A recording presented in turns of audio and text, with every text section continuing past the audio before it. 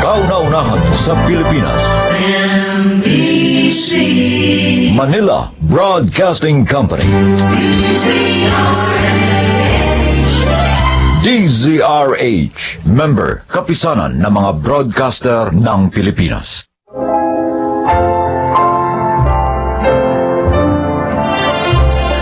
Magandang araw po mga kaibigan.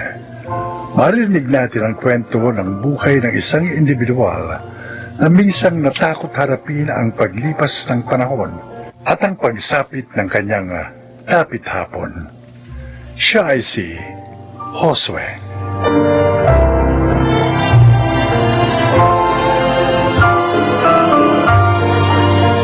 Tatlo kaming magkakaibigan sa aming barangay. Ako, si Mando, at si Honesto.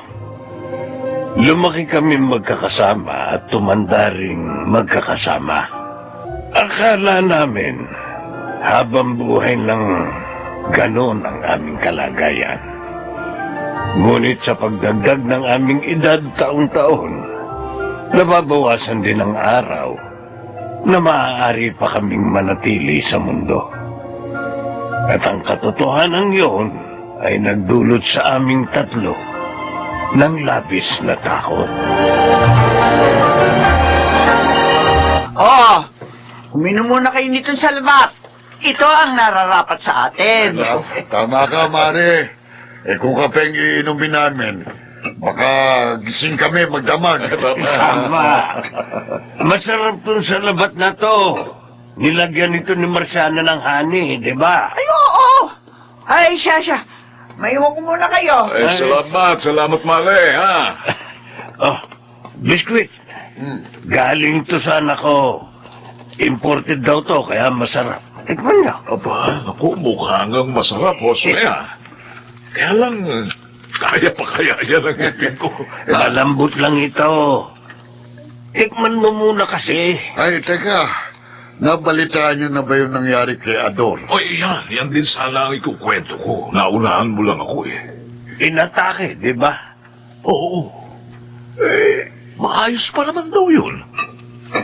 Wala namang dinaramdam. Maliban sa parang tumutusok-tusok sa dibdib, kaya nagpadala sa anak niya sa ospital. Ay, kaya lang, pagdating sa ospital, bigla na lang daw nangisay. Ay, naku. Atake na pala yun sa puso. Ganun lang kabilis, pare. Uy, hindi naman yun manginginom, hindi ba? Oo, walang bisyo yun. Siguro, dumating na tayo sa panahon. Kailangan na nating maging handa anumang oras. Ay, maging hanggang mamatay. 60 anyos pa lang tayo. Ang sabihin mo, 60 anyos na tayo. Mapalad na tayong nabiyayaan tayo ng 6 na dekada dito sa mundo. May iba na 40 anyos pa lang Binabawian na ng buhay. Naku, wala pa akong apo. Ayoko pang mawala. Well, magdiriwang pa kami ng asawa ko ng golden anniversary namin. Kaya dapat umabot pa ako ng 80. Oo, Swe. Kalabisan na naman yata yan. Bakit? Kung maaari nang umabot tayo ng 100 taon mas mainam sana.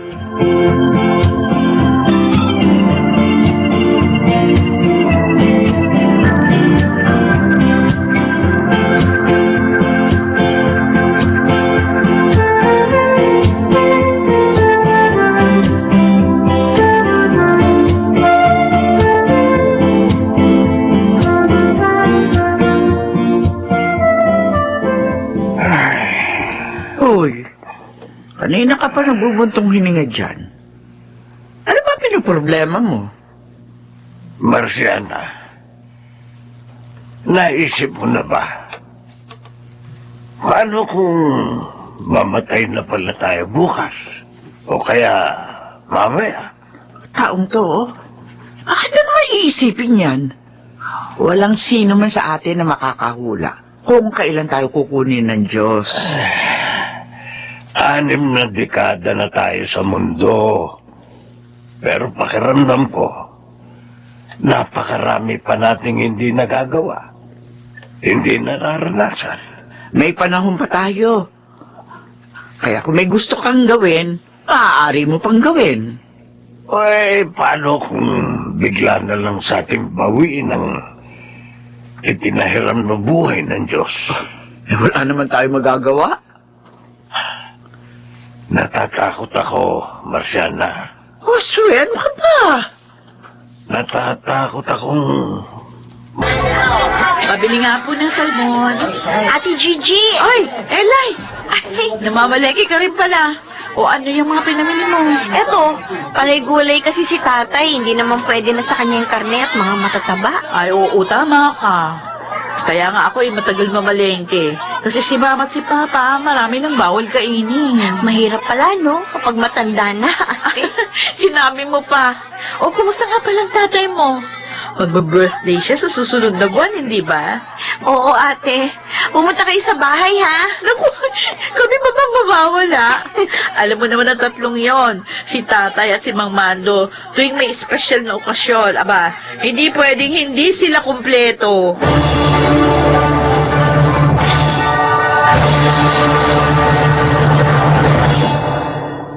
Dapat sana kumakanta tayo ngayon sa videoke. Ba't naman bigla mo na lang kaming iniwan, Onesto? 61 na sana siya ngayon. Uy, Mang Mando, Ah, Mang Josue. Elay, nakikiramay kami. Salamat po sa pagpunta ninyo. Elay, ano ba nangyari?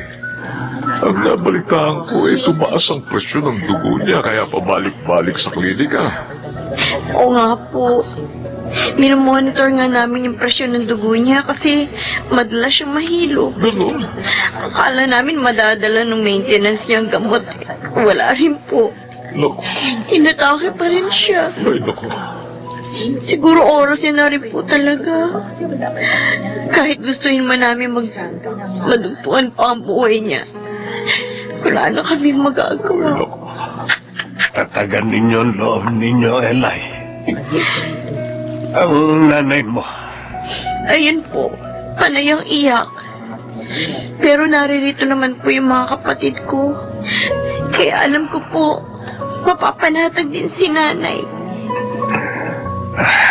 mula ngayon, kaming dalawa na lang ni Mando ang magkasama. Josue, Sino kaya susunod sa amin?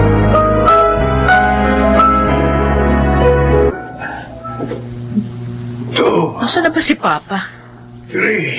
Pa! Bakit? Anong ginagawa niyo? Eh, nag-exercise. Nag-exercise kayo rito sa bakura natin? Oo. O dapat niyaya niyo si Mama? Naglalaba. Yun na raw ang exercise niya. Ay, nakagrabe ang pawis ko. Parang naging conscious kayo masyado sa kalusugan niyo Mula nung mawala si Mang Honesto. JJ, ayoko pa mamatay. Malulungkot ang mama mo kapag nawala ako. Huwag kayong mag-alala. Alam ko mahaba pang buhay niyo. Dahil bibigyan kayo ng Diyos ng mahabang buhay. Kasi mabuti kayong tao.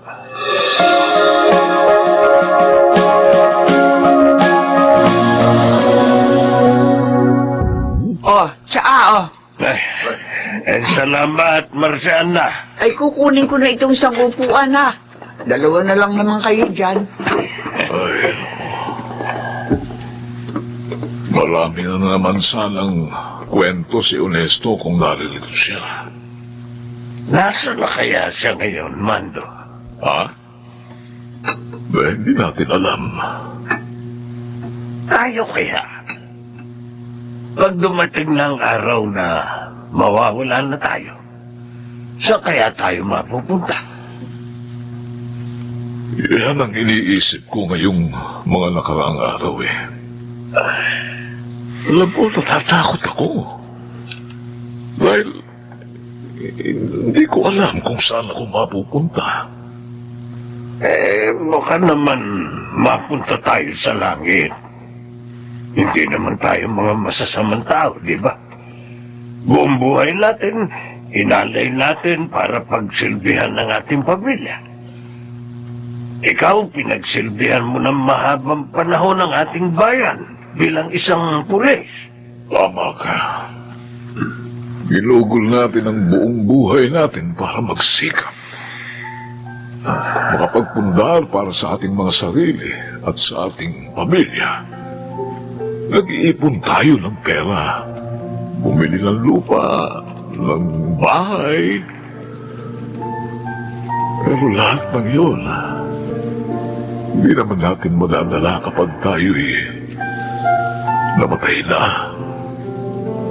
Parang nawawalan na ng saysay ang lahat kapag namamatay ang isang tao. Ang katawan natin na ginamit natin para maitaguyod ang ating mga pamilya at matupad ang ating mga pangarap, ilalagay lang sa isang mahabang kahon o kaya sa isang maliit na lalagyan ng amo.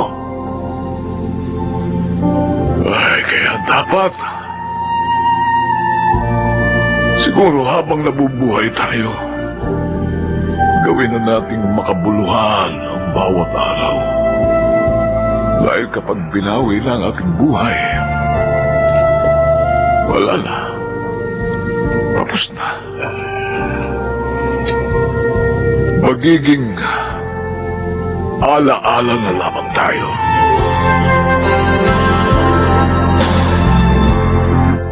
Oh, Mang Mando! Mang Josue! Ay, Naparito Elay. po kayo. Oo. Tuloy po, tuloy po. Eh kasi naalala namin. Anibersaryo ngayon ni Honesto, hindi ba? Bukas pa po. Ako, ay, makakalimutin na talaga tayo. Ayos lang po yan. Oh, ay salamat naman, oh. Pero sana'y huwag kang magkaganyan pagtanda mo, Elay, ano?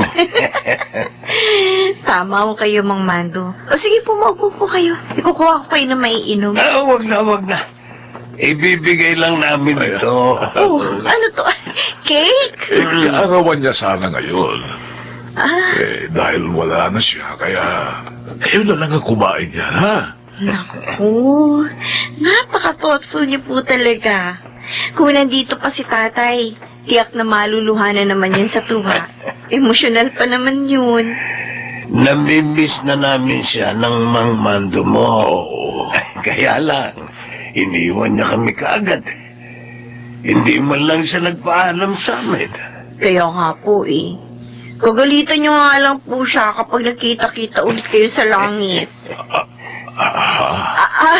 Ang ibig ko po sabihin, pagkatapos ng napakahaba pang mga taon, hindi naman po ngayon. Hindi pa naman po kayo susunod sa kanya.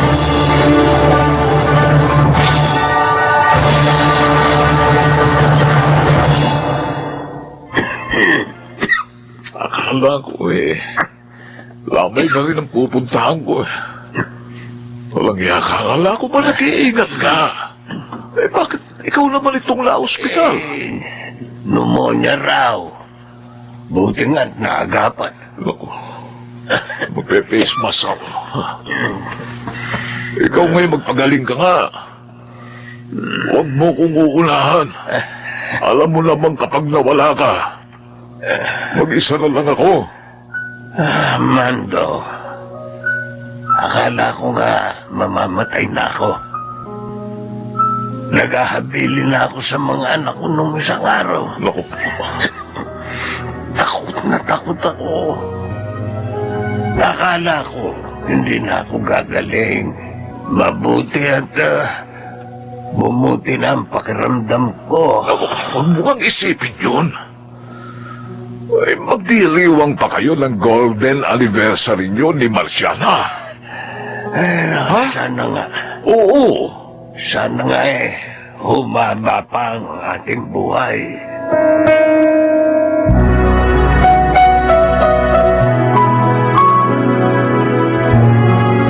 Pa, hindi ba tayo uwi? Kanina pa kayo rito. Kanina pa tayo. Gabi na, 9:00 na. Gigi, Bumalik na lang kayo bukas. Isang taon ang nakalilipas. Binisita ako sa ospital ng Mang Mando mo para sabihan na magpalakas. Sinong mag-aakala ngayon? Mawawala na rin siya. Mag-isa na lang ako. Magkasama na sila ni Ernesto ngayon. Talagang ganyan ang buhay pa. Natatakot akong mamatay. Pero masakit naman ang maiwan dito sa mundo ng mga taong mahalaga sa iyo. Pa, naririto pa naman kami. Wala kayong magagawa kundi magpatuloy kahit na masakit at malungkot. Ipagpasalamat na lang natin na kayo. Naririto pa. Malakas at malusog. Mando, maalam na muna. Babalik ako bukas. Kung papunta ka na kay Ernesto, ikumusta mo na lang ako sa kanya. Nawala man kayo na maaga, mananatili naman kayo dito sa puso ko, aking mga kaibigan.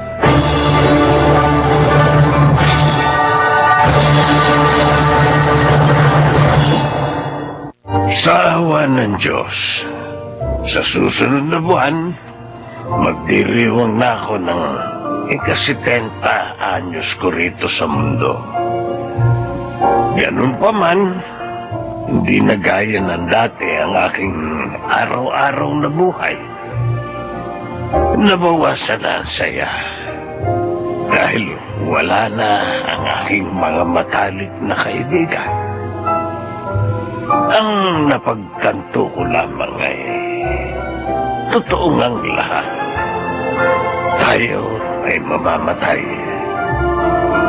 Mas mainam kung mas maging magaan ang loob nating tanggapin ang katotohanan ito. Sa ganitong paraan, mas magagawa natin ang ating mga gustong gawin habang naririto pa tayo at mas mabibigyan natin ng halaga ang bawat araw na ibinibigay sa atin para mabuhay. Ako si Josue at ito ang aking buhay. Ang buhay ng tao, kasing ikli lang daw ng kitling o kwit na nagdurog tungo sa taon ng ating kapanganakan at sa taon ng ating kamatayan. Kaya habang tayo ay nabubuhay, let us live life to the fullest. Mga nagsiganap, Phil Cruz, June Ligaspe, Rosana Villegas, Chiquit del Carmen Amor, Susan Robles, at Lionel Benamin sa papel na Josue. Naglapat ng angkop na tunog Jerry Mutia. Sa musika, Buboy Salonga. Supervisyong teknikal, Eric Lucero at Bong Villar. Creative Consultant, Phil Cruz. Production Assistant, Anching Cruz. Ito'y mula sa panulat ni Rita Lapano.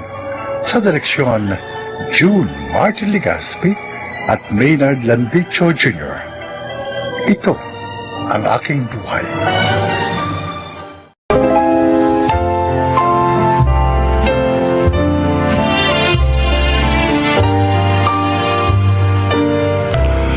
Mga kaibigan, sa araw na ito ay maririnig po ninyo ang testimonya ng isang dilalang na nais ibahagi ang kanyang kwento upang kapulutan ng aral.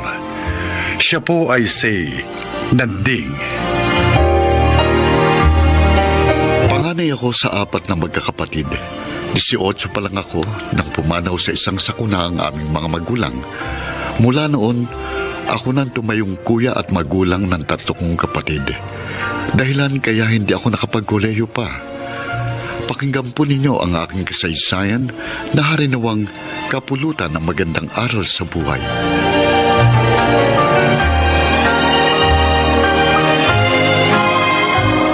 Binabati kita, Karina. Sa wakas, isa ka ng ganap na teacher. Nakita ko din ang bunga ng mga paghihirap ko. Ikinararangal kita, kapatid ko. Congratulations, Ate Karina. Ngayon, matutulungan mo na si Kuya Nanding sa pagpapaaral sa amin ni Jenny. Kuya Nanding, Ruben, Oh, bakit parang hindi ka makapagsalita? Ano ba gusto mong sabihin? Iniisip mo ba na mamadaliin kitang makapagtrabaho ngayong may lisensya ka na? Karina, kung gusto mo munang magpahinga, okay lang yun, ayos lang yun. hindi yun, Kuya. Ano? I'm sorry.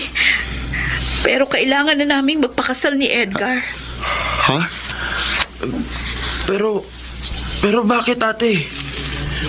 Di ba ang pangako mo, pagtatapusin mo muna ako bago ka mag-asawa?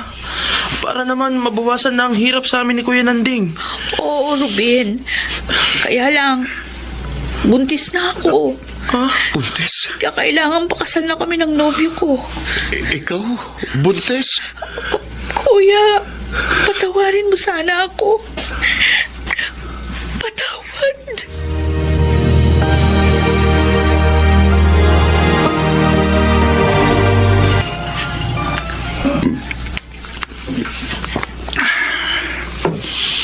Kuya Nanding? Kuya, bakit ka umiinom ng alak? Hindi ka naman dating umiinom yan ah. Kuhan, Jenny, nagpapaantok lang ako. Kahit hindi mo sabihin, alam ko malungkot ka dahil sa pag-aasawa ni Ate Karina. Dahil pinigo ka niya. Tayong lahat.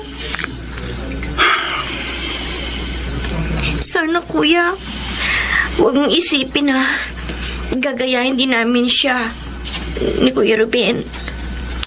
Sana bigyan mo pa rin kami ng pagkakataong makapag-aral. Bakit? Iniisip mo ba na pahihintuin ko kayo dahil sa ginawa ni Karina? Kasi kuya, masakit naman talagang ginawa niya eh. Pati nga kami ni Kuya Ruben, inis sa kanya. Huwag kayong magtanim ng galit sa kanya. Magpasalamat na lang tayo na hindi siya iniwan ng nobyo niya. At tungkol naman sa inyo ni Ruben, huwag kayong mag-alala. Hindi ako magbabago sa pagtataguyod ko sa inyo. Magsisika pa rin ako para makatapos kayo ng pag-aaral.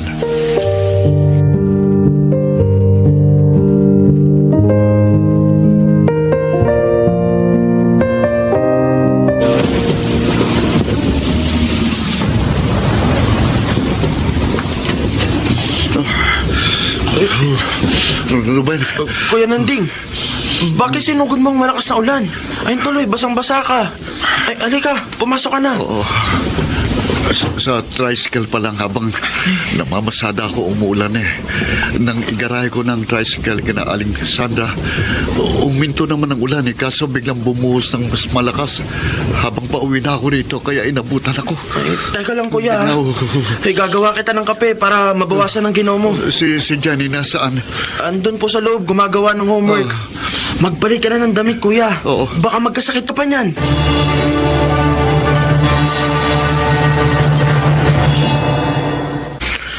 Saan ka pupunta, Jenny? Ibibili ko ng gamot sa lagnat si Kuya Nanding, Kuya Ruben. May sakit si kuya? Oo, ang init nga niya eh. Siguro dahil naulanan siya kagabi galing pamamasada. Ay, kawawa naman si kuya. Oo nga. Pero sabi niya, papasada pa rin daw siya pag wala na siyang lagnat. Sayang daw ang araw kung hindi siya kikita.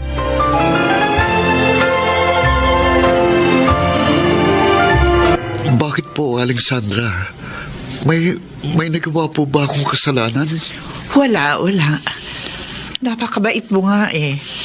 Mula na maging driver ka ng tricycle namin, naging maganda ang record mo rito. Pero bakit sabi nyo, hanggang bukas ko na lang maaaring ipasadang tricycle nyo? Dumating kasi yung isa ko pang anak na may asawa. Dito na rin siya titira. Kailangan niya kasi ng trabaho. Kaya ang sabi ng asawa ko, sa kanya na ipalabas yung tricycle.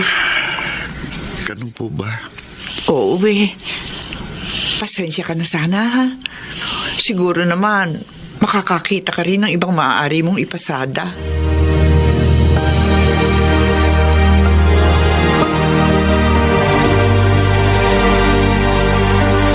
Gabing-gabi ka na, kuya. Oo, kinabay ko eh. Pinuntahan ko yung iba kong kaibigan pagkatapos kong pumasada. Nagtanong ako ng maaari kong ipasadang tricycle. Bakit, kuya? Anong nangyari sa tricycle ni na Aling Sandra? Hanggang bukas ko na lang yun maipapasada, Ruben. Ay, bakit daw, kuya? Yung isa pa niyang anak na bagong dating ang maglalabas na ng tricycle. Paano yan? Paano ng bahay? Ilaw at tubig natin? Ang panggastos at pag-aaral namin ni Kuya Ruben. Hindi bali, kuya. Maghahanap ako ng trabaho. Mag-working student ako para mabawasan ng problema natin. Ako rin, kuya. Susubukan ko maghanap ng part-time job. Salamat sa inyo, mga kapatid ko. Pero pangako, gagawa ako ng paraan para makapagtrabaho ko uli.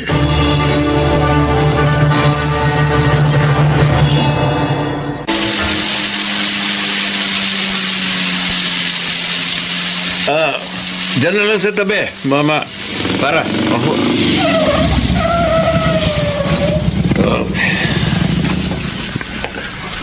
Natabahad ko. salamat to. Sir, yung sukli po ninyo. Sir. Hindi na niya ako pinansin. Pumasok na agad siya sa malaking bahay. Malaki rin ang sobra sa sukli niya. 150. Akin na kaya ito? O nakalimutan lang niya dahil sa pagmamadali?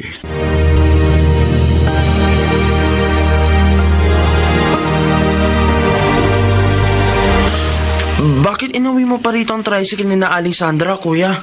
Lilinisin ko muna ito bago ko ibalik. Alam mo, sa tagal kong ipinapasada ito, napamahal na rin sa akin ang sasakyan ito eh. Kaya gusto kong malinis ito bago ibalik. Ang bait mo talaga, kuya. Tutulungan na kitang maglinis. O sige, buti nga nang mapadali. Teka. Ay, Ano itong nasa upuan? Cellphone? ang gandang cellphone niyan. Mamahalin. Teka, ang huli kong pasahero na nakaiwan ng malaking sukli sa akin, ang tiyak na nakaiwan ito. Wala namang cellphone dito kanina bago ko maisa kayo mamang yun. Malaking halaga yan, kuya, pag ibinenta.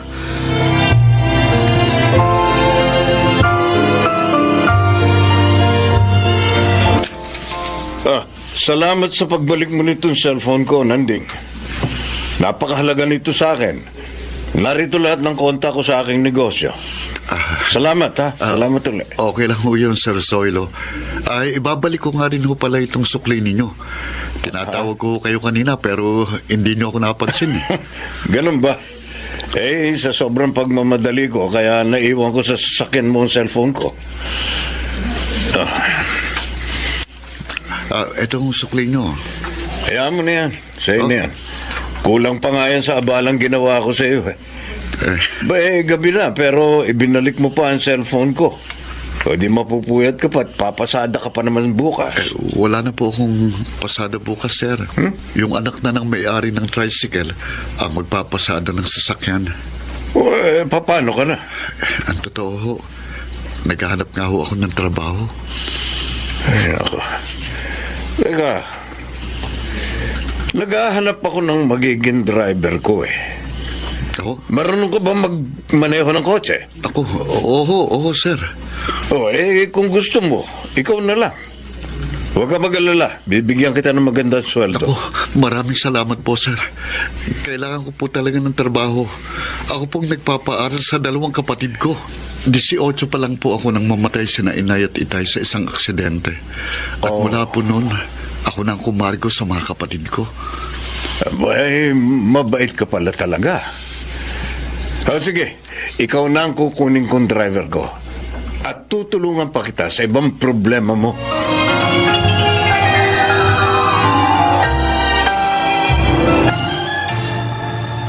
Sulit pala ang pagpupuyat mo, kuya. Ruben, kaya nga ang saya ko Salamat naman sa Diyos. May trabaho ka na ulit, kuya. At hindi lang yon, Jenny.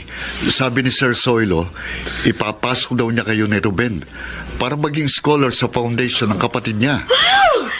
Talaga? Oo. At ngayon, sigurado nang makakapagtapos kayo ng pag-aaral.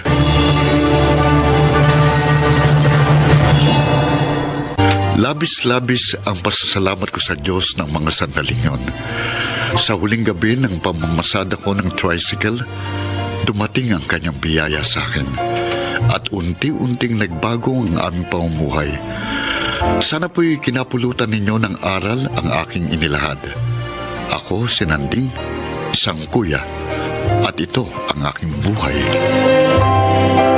Mga nagsiganap, Phil Cruz, Rosana Villegas, Angelo Alcantara, Chiquit del Carmen Amor, Susan Robles, Leonel Benjamin. Naglapat ng angkop na tunog Jerry Mutia sa musika ni Buboy Salonga, supervisyong teknikal Eric Lucero at Bong Muyar. Creative Consultant Phil Cruz, Production Assistant Anching Cruz. Ito'y mula sa panulat ni Thelma Corporal Alcantara. Direksyon Salvador M. Royanas. Ito ang aking buhay.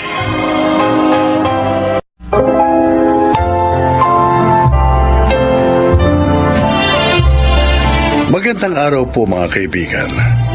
Sa pagkakataong ito, maririnig ninyo ang kasaysayan ng isang babaeng labis na nagmahal. Siya ay si Camille.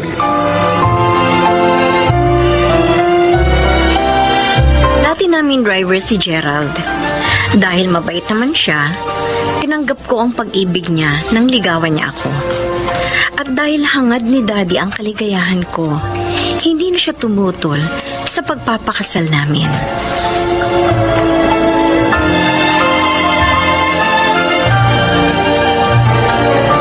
Camille, pupunta nga pala si Andy rito mamaya. Mag-iinuman kami. Uli? Oh, bakit ayaw mo ba? Kasi madalas na kayang mag-inuman dito. O, ano naman ang gusto mo? Sa labas kami mag-inuman, ganon? Okay lang sa akin yun. Sige, dito na lang kayo uminom. Papayag ka rin pala eh. May paangal-angal ka pa. Manang Pilar, magluto kayo ng pulutan namin ng kaibigan ko, ha? Opo. Oo. O sige, alas na ako. Diyan na kayo, ha? Hindi malang niya ako hinalikan. Nagbago ka na talaga, Gerald. Camille, bakit bigla kang nalungkot? Manang Pilar, Dahil kay Gerald? nagbago na siya. Siguro, nagsasawa na siya sa akin.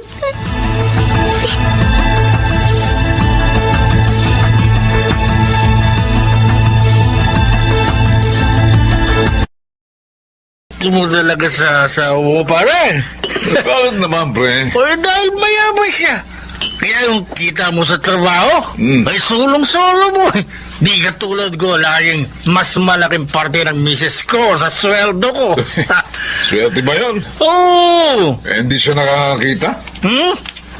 Kailangan pa siyang akawin tuwing alis kami ng bahay, pre. Kaya tuloy, inis na akong isama siya sa paglabas-labas. Swerte pa rin yan, pare. Bakit?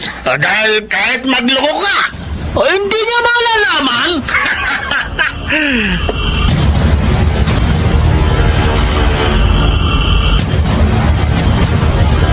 Thanks, Ate Camille. Pumayag ka magbakasyon ako dito sa inyo. Gusto ko rin naman kasi makasama ka, Renzi.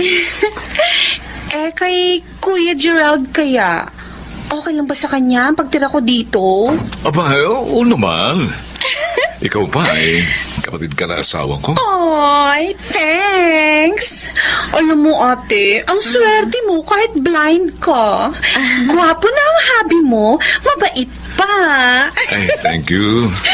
At ikaw naman, napakaganda mo. Aww.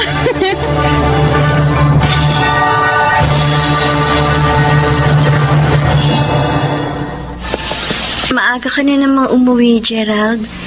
Magiinuman ba kayo ngayon ng barkada mo? Hindi. Gusto ko lang talagang umuwi na maaga. Bakit ayaw ba narito na ako? Gusto. Masaya ako at panatag. Ngayon pala. Dahil narito ka na. Salamat. Nasaan nga pala si Renzi? Nasa garden. May itatanong sana kasi ako sa kanya eh.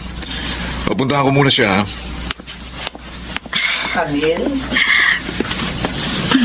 Camille, Manang, nakangiti ka. kasi po, ilang beses nang maagang umuwi ang asawa ko. Mukhang nagbabago na po siya. Dinidinig na yata ng Diyos ang prayers ko. Huwag ka magagalit, ha? Pero tingin ko, iba ang dahilan ng pag-uwi niya ng maaga. Po? Ano naman pong maaaring maging dahilan? Abe, napaka-close niya kay Renzi. Madalas pa nga sila magkatabi tuwing mag-uusap. Iniisip niyo po bang si Renzi ang dahilan ng pagbabago ng asawa ko?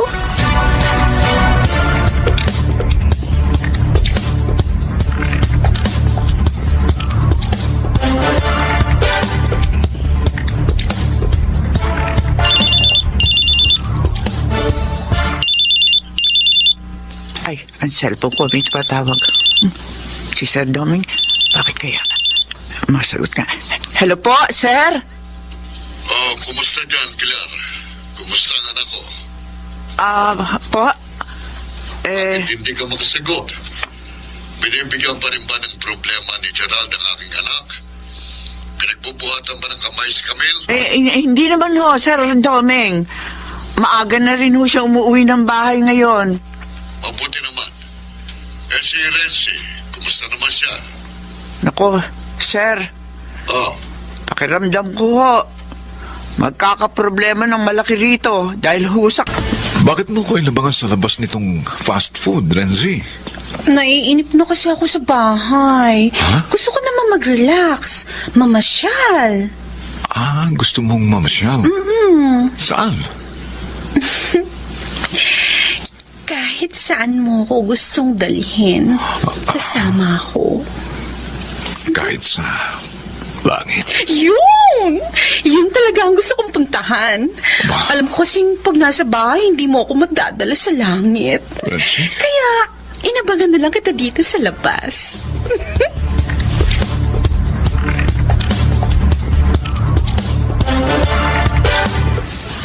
Magkasama dumating si na Gerald at Renzi. Paano nangyari yun?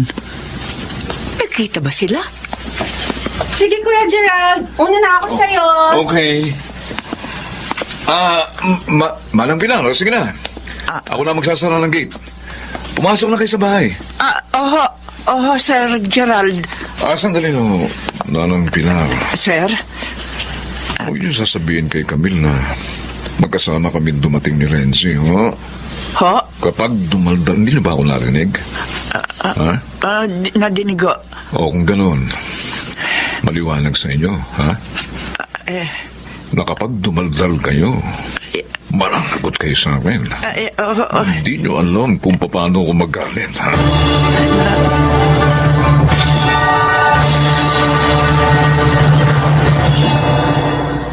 Ayos pala nung si Renzi Gerald.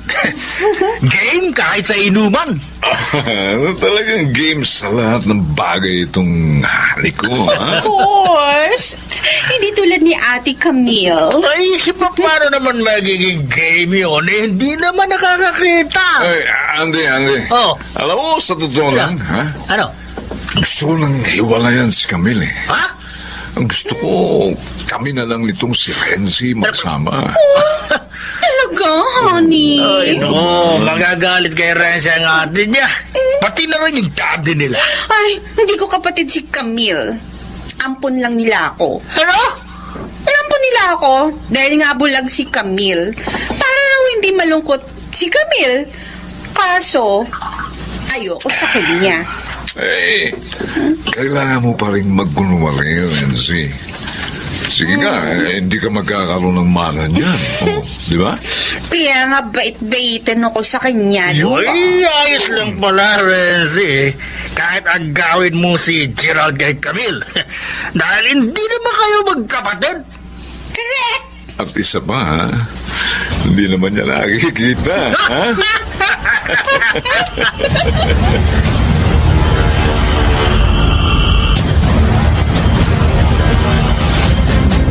Aling Pilar. Huwag ka sana magalit, Camila. Matagal na ako sa pamilya niyo. Kaya ganito na lang ang malasakit ko sa iyo. Kaya nga kahit binantaan ako ni Gerald, hindi ko matiis na ilihim sa iyo ang totoo. Pinagtatak silang kanila. Kahit dito sa bahay, maraming beses ko silang nakita naghahalikan. Diyos ko. Bakit nila ginawa ito sa akin? Dahil ba bulag ako? Walang kwentang asawa si Gerald. At si Renzi naman, isa siyang ahas. Kinupkup na nga ninyo. Nagawa ka pa ang saktan? Napakasakit, Manang Pilar. Oo, hindi ako nakakakita. Pero ramdam ko ang panalamig sa akin ni Gerald. Pero hindi ko akalain. Si Renzi ang dahilan noon. Kailangang malaman na ito na yung daddy. Nagbiling siya sa akin. Nasabihin ko sa kanya ang lahat ng mangyayari dito. Pero baka kung anong gawin ni Daddy kina Gerald at Renzi. Camille, lalong mahirap kung maglilihim tayo. Kaya pasensya ka na. Pero ipagtatapat ko sa iyong daddy ang lahat. Honey, tapos na ako maliko. Wow! Ang ganda talaga ng halik ko. Napaka-sexy. Nakakabaliw ka. Ikaw din naman, Gerald, nakakabaliw ka. Kaya nga kinuha kita kay Camille. Hindi ka bagay sa kanya. Tama ka. At hindi niya ako mapaligaran. Anong alam na yun? Ano yun? Camille! Wala alam nitong motel yun! Oh my God! Nasusunog ang motel! Hindi! Kailangan makalabas tayo dito, Gerald! Wala na si Renzi at Gerald. Wala na ang asawa ko. Hindi sila nakaligtas sa nasunog ng motel na yun. Sasaktan pa rin ako, Daddy. Mahal ko si Gerald. Anak, wala na siya. Kalimutan mo na. Ibuhos mong yung panahon sa nag-iisa niyong anak. Isipin mo na lang na kapalaran ang nagbigay ng katarungan sa kanila. Lalo na sa iyong kaapihan.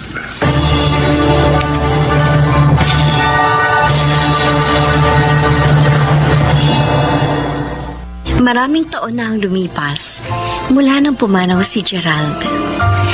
Masakit man ang ginawa niya sa akin. Isang alaala naman ang ibinigay ng Diyos sa akin sa pamamagitan niya. Ang aming anak na dalaga na ngayon at siya kong gabay sa aking katandaan. Ako po si Camille at ito ang aking buhay. Kung lagi sanang aalalahanin ng tao na may dakilang lumikha na sa atin ay nagbabantay, sana ay wala nang maaapi at mang-aapi. Mga nagsiganap: Jenaline de la Cruz, June Martin Legaspi, Phil Cruz, Susan Robles, Maynard Landicho Jr. at Chiquit del Carmen Amor sa papel na Camille. Naglapat ng angkop na tunog Jerry Mutia, sa musika Boboy Salonga, supervisyong teknikal Eric Lucero at Bong Muyar, creative consultant Phil Cruz, production assistant Anching Cruz, Ito'y mula sa panulat ni Selma Corporal Alcantara at sa direksyon Salvador M. Royales. Ito ang aking buhay.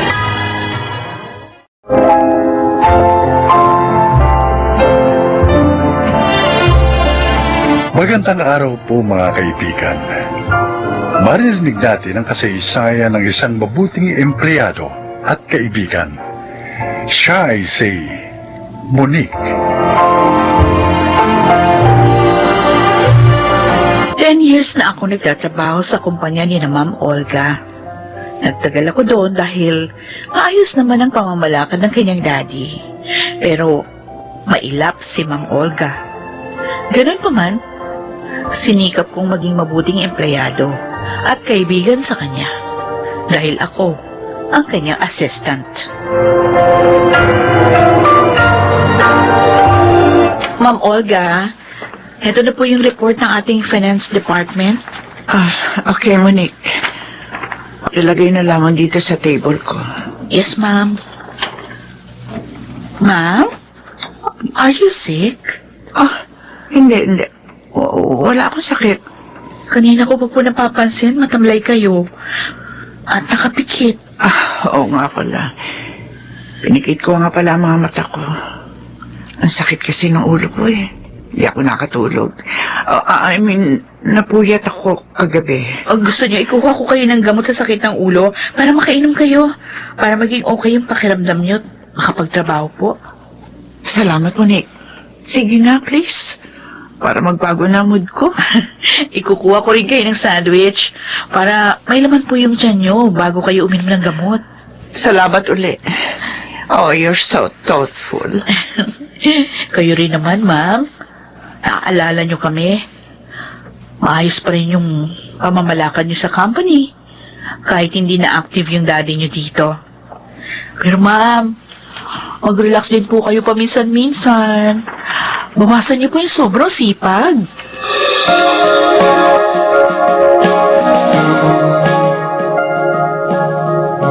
Ma'am Olga, nabusog po ba kayo?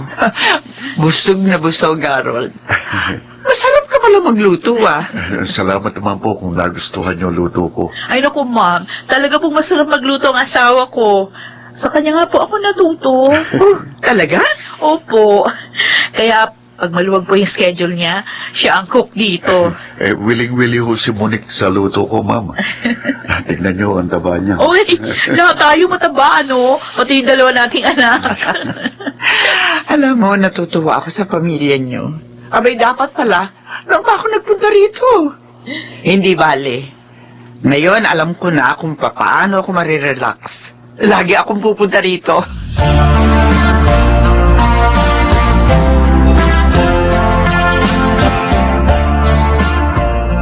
Sabi mo, Monique, mailap at hindi pala kwentong boss mo.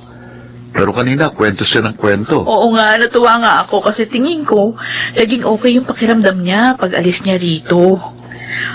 Ang alam lang kasi namin sa kanya, alam mo, dalawa yung anak nila ni Sir Bernie. Yung panganay, last year lang umalis para mag-work abroad. Yung bunso na lang yung kasama nila. Yun lang yung alam namin. At kanina mo lang pala nalaman na hindi sila okay ng asawa niya. Oo. Matagal na pala siyang nagtitiis sa masamang ugali at pananakit ni Sir Bernie. At kaya pala nakita kong nakapikit siya kanina. Dahil hindi siya nakatulog. Dahil doon sa pag-aaway nila ng asawa niya. Ay, naku, kawawa naman siya.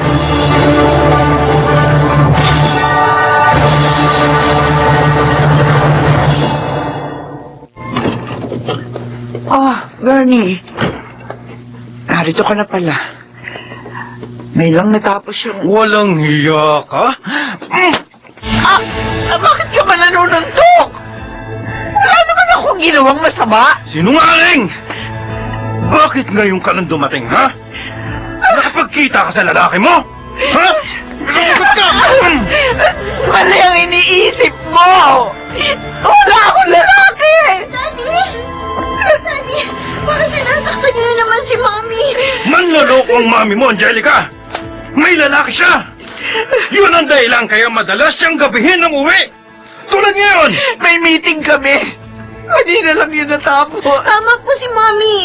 Narinig ko sinabi niya yun sa atin kaninang nag-aalmusal tayo. Huwag mong ipagtatanggol ang mami mo, ha? Pinagtutulungan niyo pa ako! Daddy! Bakit ka ba nagkakaganyan, Bernie? Maraming taon na tayo mag-asawa. Wala ka namang napatunayan sa mga binsang mo sa atin. At huwag mong hintayin may makita ako, ha? Dahil kapag nangyari yun, papatayin kita! Daddy! Huwag naman po kayong ganyan. Malaking kasalanan po ang iniisip ninyo. Pati ikaw, Angelica! Papatayin ko! Dahil sa... Nakikipag-usap sa bisita natin. Anyway, alam ko naman yung concern niya. Para hindi na ho kayo mahirapan pa. Salamat, Monique. Talagang hirap ako itago ang mga pasako. Sinaktan na naman po ba kayo ni Sir? Tulad ng dati. Dahil sa hinala niya, ginabilang kasi ako ng uwi dahil sa meeting natin. Nagbanta pa nga siya, napapatayin ako. Oh, pati yung anak namin. Dahil pinagtatanggol ako ni Angelica. Oh my God! Ma'am, huwag ko kayo magagalit, ha? Pero, nasa tama kayang pag-iisip pa yung asawa niyo? Matagal ko na rin tanongin niya sa sarili ko. Kaya nga minsan, hinimo ko siyang patingin sa doktor. Pero nagalit siya. Sinaktan ako. Eh, hindi ko na siya kinausap patungkol doon. Pero ma'am, hindi po pwede magtiis na lang kayo. Lalo po't binabantaan yung buhay niyo. Ma'am, kung sabihin niyo kaya ito kay Sir Tony, sa daddy niyo. Ayoko na magsalita pa kay daddy. Ha? Matanda na siya. Ayoko na problemahin niya ako. At isa pa siya ang pumilit sa akin. Kapakasal kay Bernie.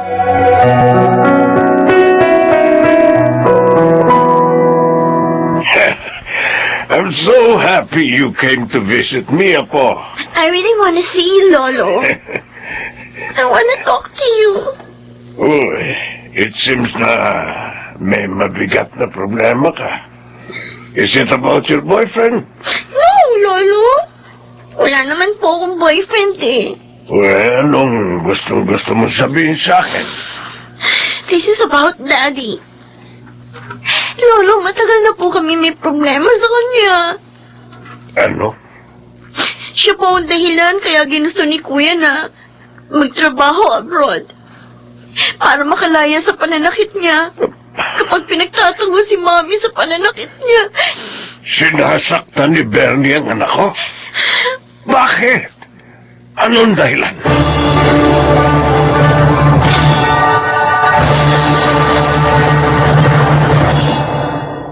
Gusto mong bukas na lang tayo mamasyal ng mga bata? Oo.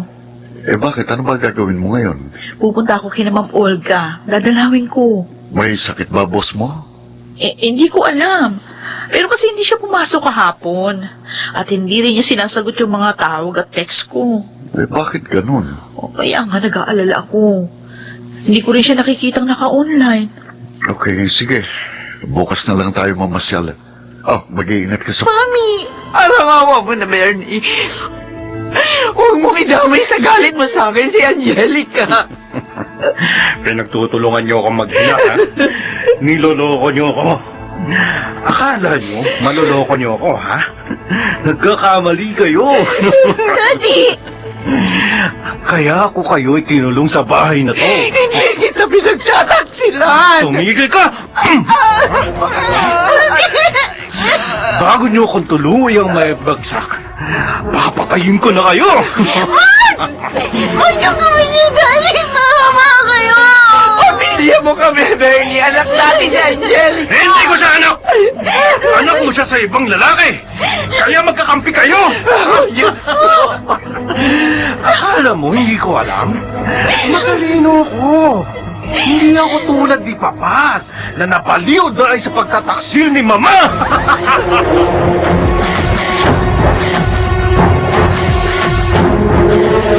Nandito na ako kay na Ma'am Olga. Uy, bakit kaya bukas ang gate nila? Ma'am, hirap yan. Wala silang kaalam-alam, may nakapasok na pala sa kanilang bakuran. Tulad ko. Narito na ako sa mismong pintuan nila. Lumuhod ka, Olga. Oh, Diyos ko. Luhod! Ano? Naipakasal ka, Bernie. Hindi mo sasapitin ito. Daddy, habang panahon ako nagtiis sa pananakit niya. Ayaw niya magpagamot. Kahit gusto ko na siya dalhin sa doktor. Ngayon sa mental na ang diretsyo niya.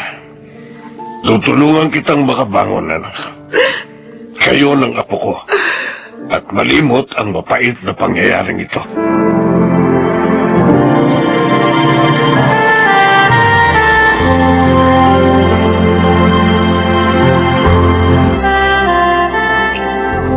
Maraming salamat sa iyo, Monique. Dinalaw mo ako noong araw na yon. Nailigtas mo ang buhay namin ng aking anak. Mabuti rin po, Ma'am Olga. At naging mabilis ang pagresponde ng mga pulis. Ano pong sabi ni Sir Tony? Magbabakasyon muna kami sa ibang bansa upang makalimot.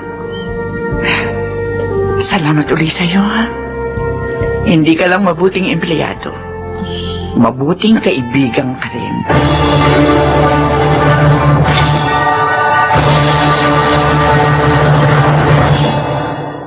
Kina Ma'am Olga pa rin ako nagtatrabaho.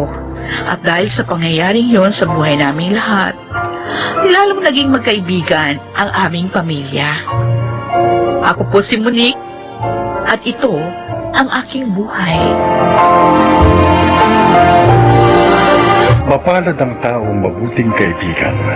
Sa kanya'y di ipagkakait ang magandang kapalaran.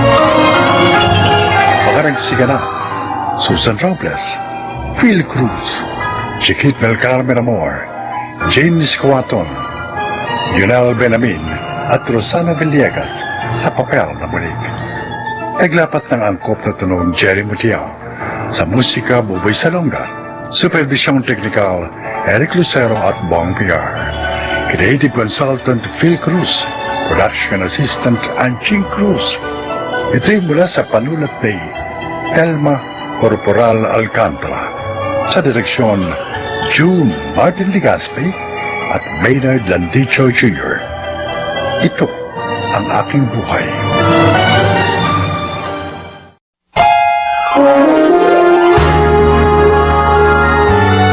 Kauna-unahan sa Pilipinas. Manila Broadcasting Company. DZRH, member, kapisanan ng mga broadcaster ng Pilipinas.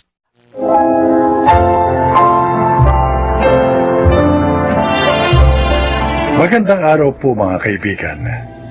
Maririnig natin ang kwento ng buhay ng isang binatang itinuturing ang kanyang buhay ngayon bilang second life at kung ano ang natutuhan niya sa kanyang near-death experience. Siya ay si Danding.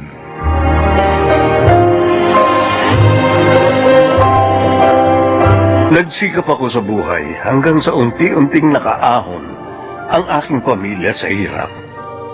Subalit habang umaangat ang aming buhay, umaangat na rin pala sa lupa ang aking mga paa.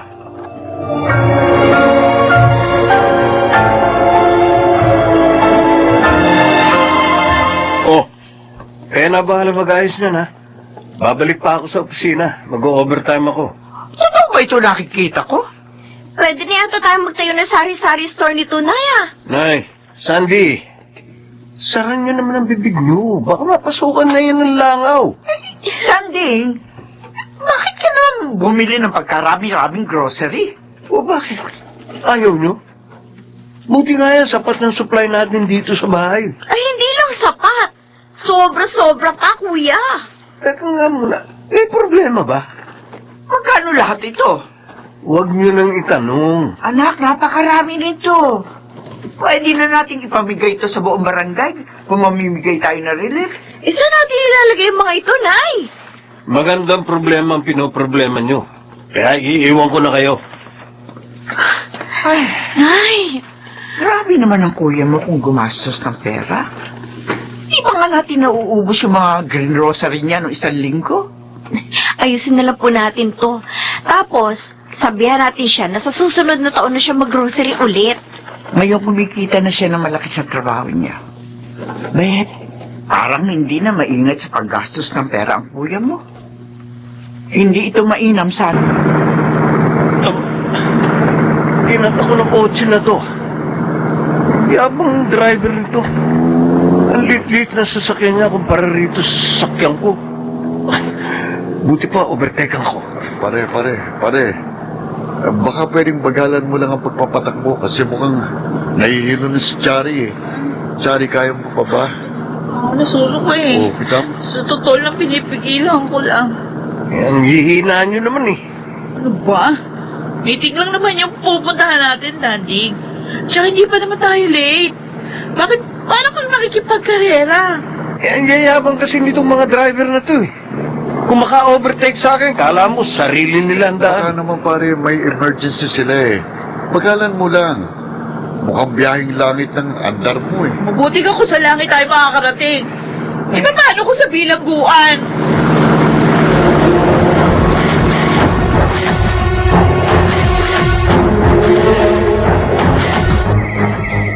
Ayan.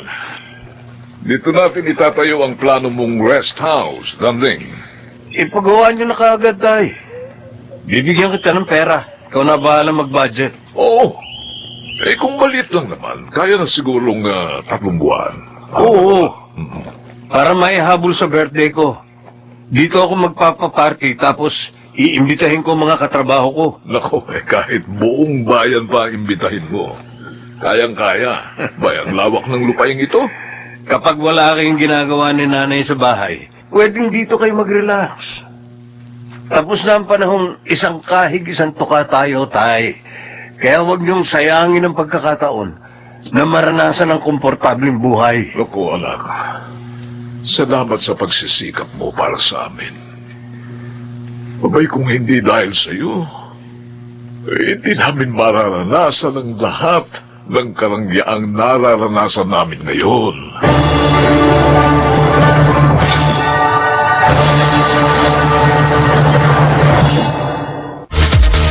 Grabe, Denver. Magkano kayang ginastos ni Danding sa pag-organize ng birthday party niya na to? Ang daming bisita, ang daming pagkain, ang daming alak. Eh, ang taas ng sweldo niya eh. May mga natatanggap pa sa komisyon. Pareha lang ito sa kanya. Minsan na naisip ko, palibasa nasa finance office ako, no? Mukhang nag-overspending na siya. O kung hindi man overspending, nagwawalda siya ng pera. Pansin mo ba? Madalas sa mga mamahalin siyang restaurant kumakain. Ang isang meal halos 1,000. Eh, hindi niya rin kasi naranasan ng mga ito nung kabataan niya. Kasi may hirap pa sila sa daga. Ito sa bagay. Sorry, Denver. No, Danding. Ay, Sorry, may kwarto sa loob. Pwede ka matulog doon kung hindi ka na makakauwi. Si Denver naman, hindi matutulog to eh, kasi magiinuman kami rito. okay lang ako, Danding. Huwag mo kong alalahanin. Kumusta ang bahay bakasyonan ko? Maganda ba? Wala akong masabi, pare. Dugot pawis ko to. Baka sa susunod, mapagawan ko na ito ng swimming pool. Wow, di na talaga mapipigilan yung pag-asenso mo, no? Sana, kahit napakayaman mo na, hindi mo pa rin kami makalimutan. Danding, anak. Bigyan mo naman ng konsiderasyon ang iyo mo, ha? Walang-wala sila ngayon. Tay, sanla lang ang usapan. Ngayon, dapat nilang tubusin ang palayang isinangla nila sa atin. May nangyari ngang hindi inaasahan sa tiyo mo. Kaya hindi pa nila maaaring tubusin yung lupa. O edi, ibenta na lang nila sa atin. Kaya ko naman bilhin yun eh.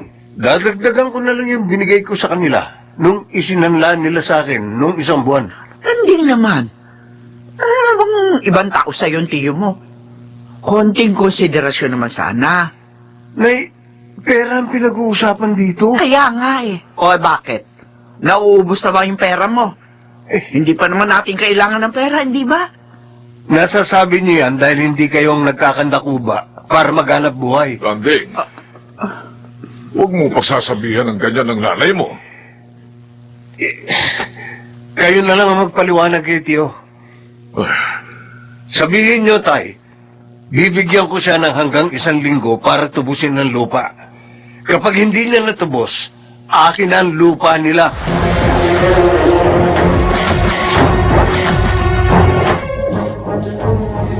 Sorry naman. Simpleng report lang to. Nagkakamali ka pa. Sorry, Dandy, ha. Antok na yata ako nung ginagawa ko yan, eh. Ang dami ko kasing backlog. Halos 1 linggo kasi ako nagkasakit. Kaya hindi ka ma-promote eh. Palpak ang trabaho mo. Ano? Nauna ka pa sa akin dito sa kumpanya. Pero ako, ang dami ko nang hinawakang posisyon. Ikaw, andyan pa rin sa posisyon mo nang marat ng kita rito. Sorry, advice ko lang sa'yo magtrabaho ka ng maayos para makakit ka naman kahit sa isang bagdan lang. Masarap makaranas ng mataas na sweldo. Promise. Yabang mo? Nagsasabi lang ako ng totoo. Akala mo kung sino ka na? Hoy, kahit hindi ako napopromote at kahit kakarampot ang sweldo ko, masaya ako sa ginagawa ko, ha? Ngayon lang ako nagkamali sa report na sinabit sa'yo pagkatapos kung makapagsalita ka, para bang mortal na kasalanan yung nagawa ko. Bakit nagtataas ka ng boses, Chari? Masyadong sensitive tong kaibigan mo, Denver. Kausapin mo nga yan. Yabang mo. Hoy! Landing! Chari, tama na. Ay, ang yabang na walang yan yun eh. Akala mo, kung sino siya may-ari ng kumpanya? Makikita niya. Makikita niya! Basa naiingit siya dahil ang layo na nung narating ko kumpara sa kanya. Well, bakit ako binubusinahan ito? Balak mo mag-overtake, ha? Pahaharutin ko sa sasakyan ko. Tignan natin kung makahabol ka sa akin. Teka pala mas sa truck sa kanan ko. Mababangga niya ako!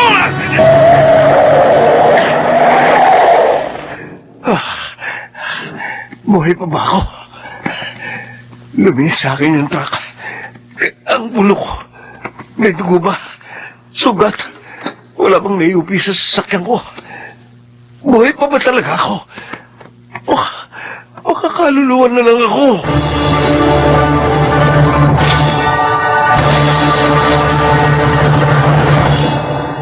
Kuya? Ang aga mo naman umuwi. Sunday, Okay ka lang ba? Bakit parang lupay-pay ka? Nanginginig ka ba? nakikita mo ba ako? Oo! Bakit naman hindi? Hawakan mo kamay ko. Bakit ang lamig ng kamay mo? Parang kang bangkay. Bangkay na ba ako? Patay na ba ako? Kuya! Ano bang nangyayari sa'yo? Sunday, buhay ba ako? Oo, buhay ka! Kuya! Kuya, ano ba talaga nangyayari sa'yo? Nay! Nay, si Kuya!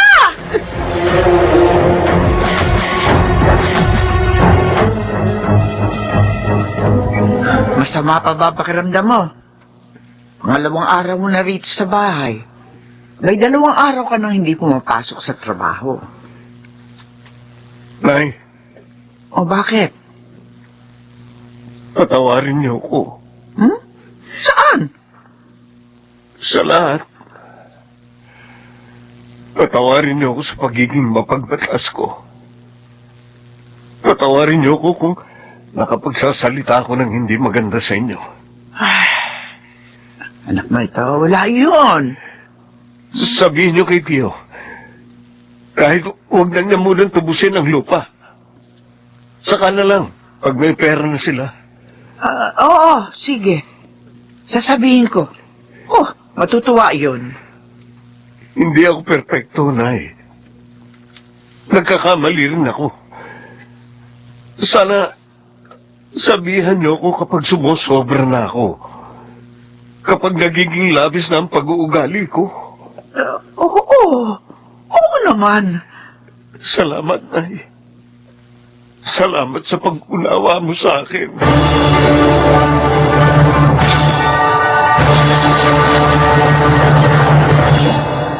Hindi ko na sinabi sa kanila kung anong nangyari sa akin ng araw na yun. Pero hanggang ngayon, 2 taon na ang nakararaan, tandang-tanda ko pa rin ang pangyayari. Kung hindi sa kamay ng Panginoon, baka matagal na akong nailibing. Ako si Dandy. At ito ang aking buhay. Saan man tayo dalhin ang ating mga paa, sa ibaba man o sa itaas, manatili sana tayong mapagpakumbaba. Mga nagsiganap, Susan Robles, Jun Ligaspi, Phil Cruz, Rosana Villegas, Chiquit del Carmen Amor, at Linel Benamin sa papel na danting. Naglapat ng angkop na tunog Jerry Mutiang, sa musika Buboy Salonga, supervisyong teknikal Eric Lucero at Bong Muyar, creative consultant Phil Cruz, production assistant Anching Cruz. Ito'y mula sa panulat ni Rita Labano, sa direksyon June Martin Ligaspi at Maynard Landicho Jr. Ito ang aking buhay.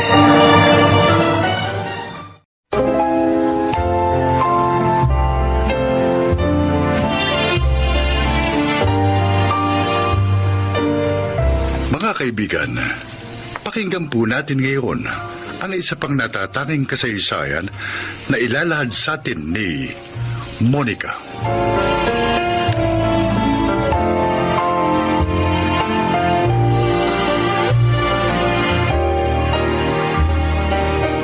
Kaisa-isa naming anak ng yumao kong asawa si Ruth. Mahal na mahal ko siya. Kaya mula nang pumanaw ang kanyang ama, sa kanya ko na ibinuhos ang aking panahon. Pinalago ko rin ang aming kabuhayan para sa kanya. Pakinggan po ninyo ang aking paglalahad.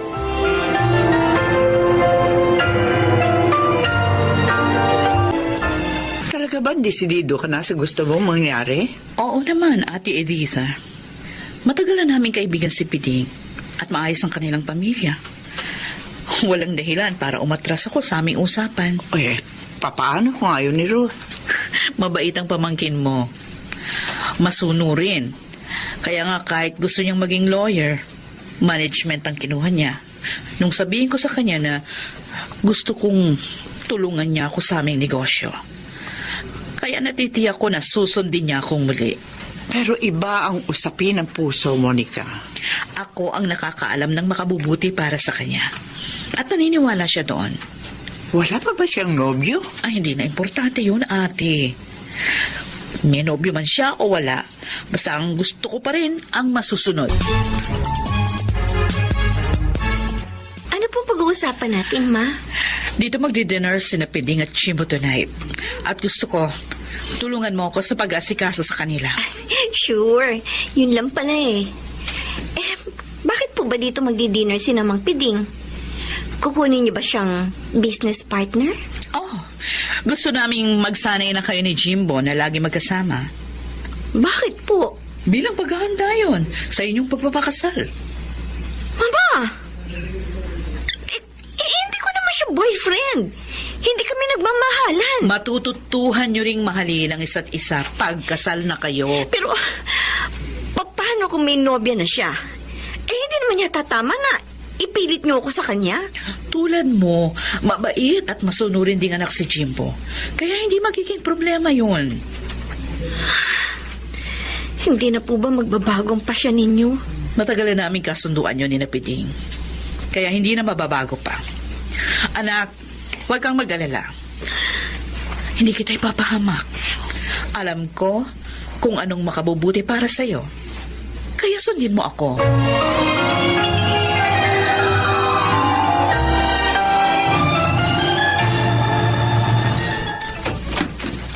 Good evening, Monica. Oh. Good evening po, tita. Oh, Jimbo. Sabi ko na nga, ba't kayo na ang aga nyo? Kilala mo naman ako. Ayokong nahuhuli sa usapan. At siguro, ganon din itong binata mo. Siyempre naman. Sa akin siya man eh. Nagdala nga pala kami ng mga pagkain mapagsasaluhan natin. Oh, nagpaluto rin ako. Si Ruth po, tita. Ay, nandun siya sa loob. Halika na doon sa dining room. Doon na natin planuhin ang tungkol sa kanilang kasal.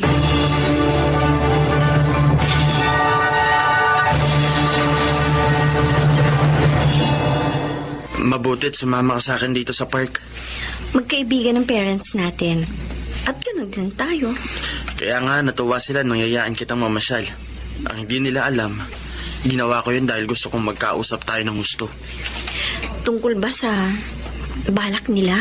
Oo. Ayoko sa gusto nilang mangyari. May nobya na ako. Ah, talaga? Oo. 2 years na kami. Pareho lang pala tayo eh. Pero, anong gagawin natin para mapagbagong isip nila? Mahirap kumbinsihin si Papa. Kaya ang plano ko, magpapakasalan lang kami ng simple ng nobya ko. Maaari naman namin gawin yon dahil nasa tamang edad na kami. Mabuti ka pa. May plano ka na. Ako wala pa. Dahil hindi pa ito alam ni Elmer.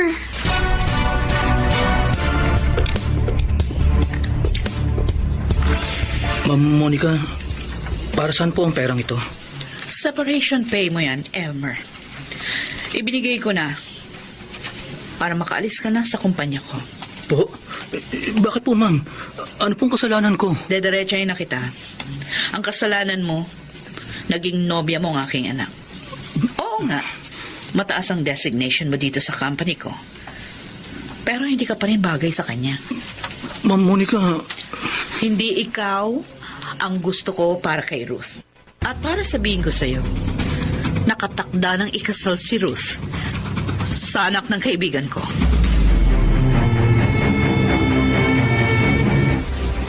Ginawa ni Mama yun? oo Ruth, pero hindi ang pagkawala ko sa company niyo ang masakit sa akin. Kundi yung nalaman ko na nakatakda ka na palang ikasal sa iba. I'm sorry, Elmer. Dahil hindi ko agad nasabi sa yung tungkol doon. Pero, pareho lang kami ni Jimbo na ayaw sa gustong mangyari ng parents namin. Ganun ba? Oo. Katunayan may girlfriend na siya. At plano nila magpakasal kahit simple lang. Ruth, magplano na rin tayo para wag na tayong magkahiwalay pa.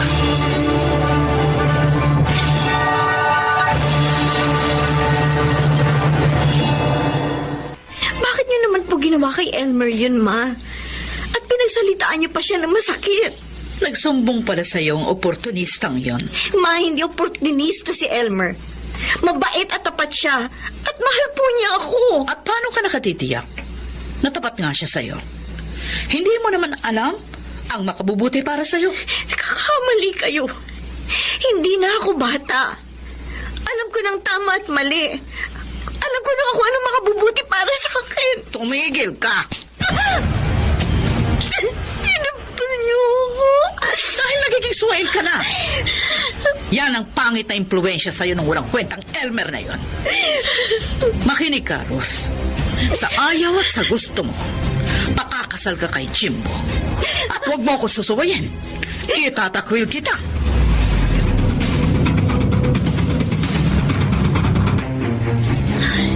Bakit ganun si Mama, Tita Edita? Parang hindi siya nagmahal.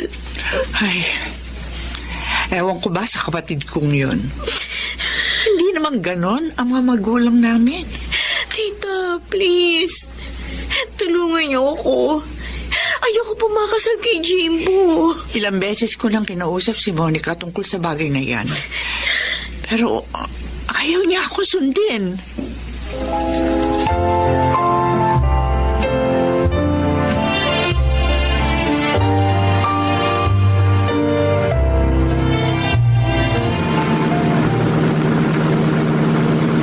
Ruth, hindi ka ba nagsisisi na sumama ka sa akin? Mahal kita, Elmer. Kaya wala akong pinagsisisihan. At saka, pakakasalin mo naman ako eh. Oo. Kaya bago tayo magpunta sa probinsya namin, dadaan muna tayo sa kakilala kong judge para magpakasal. Salamat ha. Masaya ako. Kahit simple lang ang magiging kasal natin. At least magiging legal ang pagsasama natin. Sana hindi magtagal. Maunawaan na rin tayo ng mama mo. Elmer! Elmer!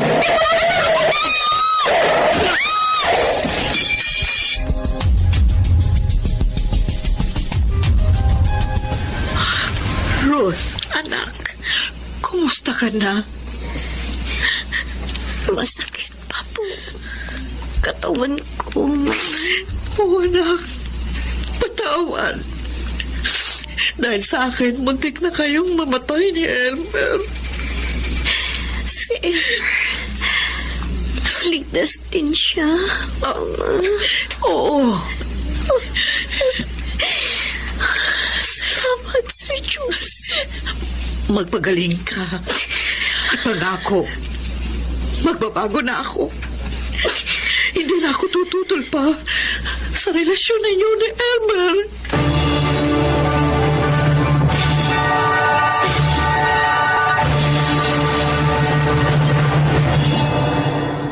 Mabilis namang gumaling ang aking anak at tinupad ko ang aking pangako sa kanya. Sana po ay inyong naibigan at kinapulutan ng aral ang aking kasaysayan. Ako si Monica. Ito ang aking buhay. Mga nagsiganap, Chiquit del Carmen Amor, Susan Robles, Lionel Benamin, Angelo Alcantara, Alan Ortega at Rosana Villegas. Naglapat ng angkop na tunog Jerry Mutia sa musika ni Buboy Salonga, supervisyong teknikal Eric Lucero at Bong Boyara. Creative Consultant Phil Cruz. Katulong sa produksyon Anching Cruz. Ito mula sa panulat ni Telma Corporal Alcantara. Sa direksyon Salvador M. Reales. Ito ang aking buhay.